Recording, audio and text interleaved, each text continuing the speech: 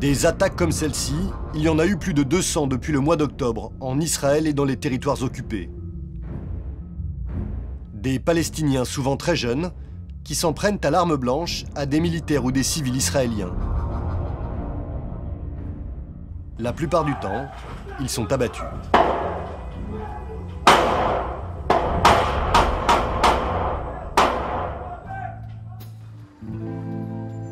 Beaucoup d'auteurs de ces attaques sont venus d'ici, Chouafat, à Jérusalem-Est, un ancien camp de réfugiés collé à la Cisjordanie.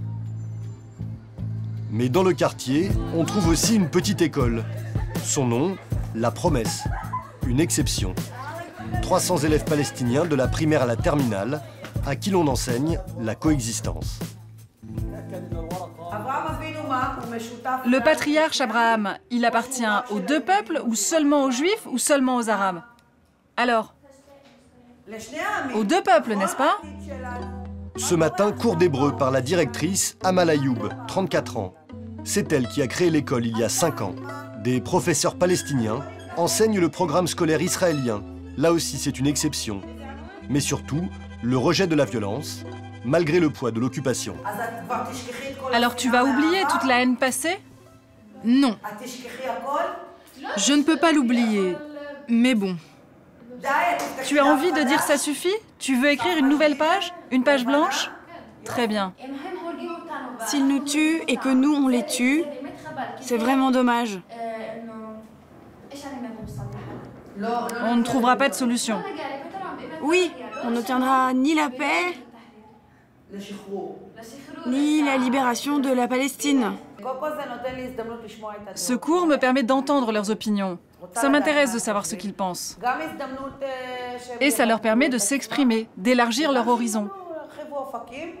Et puis comme ça, ils parlent hébreu. Il y a plusieurs objectifs.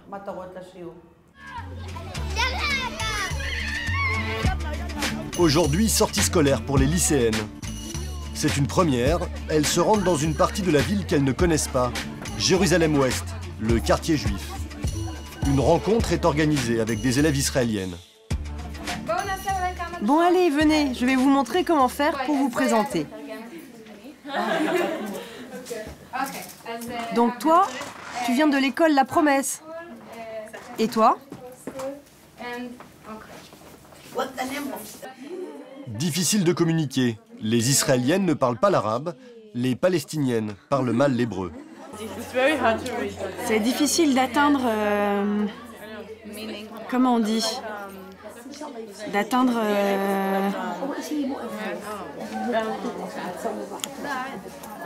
comment on dit un cadre? Alors, ce sont surtout les profs qui tentent de faire passer leur message.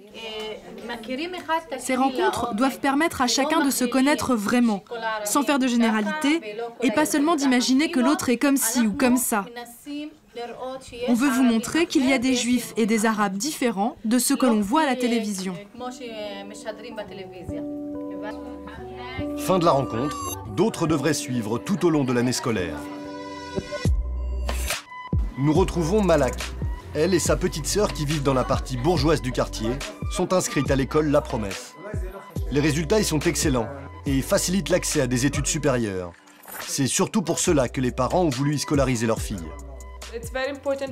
C'est important parce que nous vivons tous dans le même pays. Il faut connaître leur religion et aussi comment ils pensent. Le message pacifique, en revanche, passe mieux auprès des enfants que des adultes. Si tu veux te protéger de ton ennemi, apprends d'abord sa langue. C'est très important de connaître la langue de ton ennemi. Et pour être en sécurité, il faut aussi que tu connaisses sa mentalité. Mais le problème, c'est que les gens autour de nous, ils n'arrêtent pas de dire que l'on trahit notre pays, notre peuple, en acceptant les livres israéliens.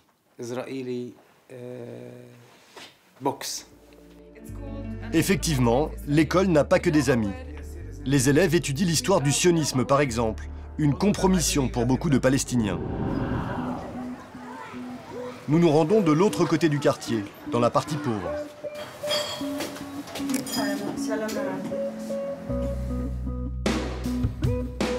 En En novembre dernier, le fils d'Ahmad, 11 ans, et son cousin de 14 ans ont tenté de poignarder un agent de sécurité dans le tramway. L'homme a été blessé, le cousin également. Son fils est en prison. Ahmad dit qu'il comprend le geste des deux adolescents, mais selon lui, ce sont les Israéliens les premiers coupables. Mon neveu qui a été touché a reçu 2 balles dans le ventre. Ce sont des enfants. Le garde qui se trouvait dans le tramway aurait pu leur crier d'arrêter, mais il voulait absolument les tuer parce que ce sont des Arabes. Inimaginable pour lui que ses enfants étudient dans une école comme La Promesse. Le programme scolaire israélien ne convient pas à nos enfants. Si je veux enseigner quelque chose à mon enfant, je vais lui enseigner l'histoire telle qu'elle s'est vraiment déroulée. Retour à l'école. Ici, beaucoup d'élèves et de professeurs pensent qu'il n'y a pas de contradiction entre la défense de la cause palestinienne et l'enseignement israélien. Où se déroule cette histoire? Oui. Oui, entre Jérusalem-Est et Jérusalem-Ouest. Mansour Lakéri a grandi dans le quartier. Son propre frère a commis un attentat à la voiture bélier contre des Israéliens en novembre 2014. Lui est devenu professeur d'arabe ici. Il croit en la lutte politique, mais non violente. Les colons tuent des innocents. Ils tuent et brûlent des enfants. Et les militaires au checkpoint, ils humilient des femmes.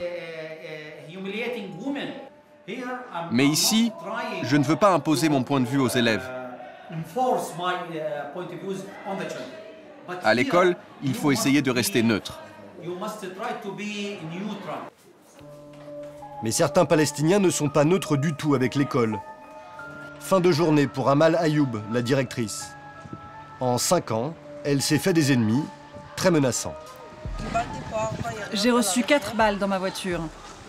Il y a aussi des impacts sur les sièges. Toutes les vitres ont éclaté. C'était des coups de feu? Oui, ça s'est passé à minuit, en bas de chez moi. Comment vous expliquez cette haine contre vous? Ils me haïssent parce que, pour eux, je représente le camp israélien. Comme si j'étais du côté de l'occupant et pas du côté de l'occupé. Et pourtant, elle y habite dans les territoires occupés. Tous les soirs, elle doit franchir le checkpoint de Kalandia et passer de l'autre côté du mur, en Cisjordanie. Depuis sa terrasse, elle aperçoit les colonies juives qui l'entourent. Ce soir à la télévision, on annonce une nouvelle attaque au couteau à Jérusalem-Est, non loin de son école. Vous voyez quel est notre quotidien? C'est dur, c'est très dur. Tu ne sais pas quand tu sors de chez toi le matin, si tu vas rentrer le soir. Je suis obligée de faire rentrer dans la tête de mes élèves que ce n'est pas cela la voie à suivre. Ce n'est pas comme ça qu'on libère la Palestine. Ce n'est pas comme cela que les jeunes pourront arriver à quelque chose dans la vie, pas par la violence. C'est pour cela que je m'inquiète toujours pour eux. Je leur demande à quelle heure ils rentrent à la maison. Je fouille dans leur sac. Je les suis sur Facebook pour voir s'ils ne mettent pas des statuts qui incitent à la violence, qui sont leurs amis. Tout le temps, tout le temps. L'école d'Amal, sans doute un bon moyen d'éviter la radicalisation de certains enfants. Pourtant, elle ne semble pas séduire les autorités israéliennes. L'État, censé la financer à 75%, tarde souvent à le faire et les fins de mois sont difficiles. La Promesse, une école bien isolée à Jérusalem-Est.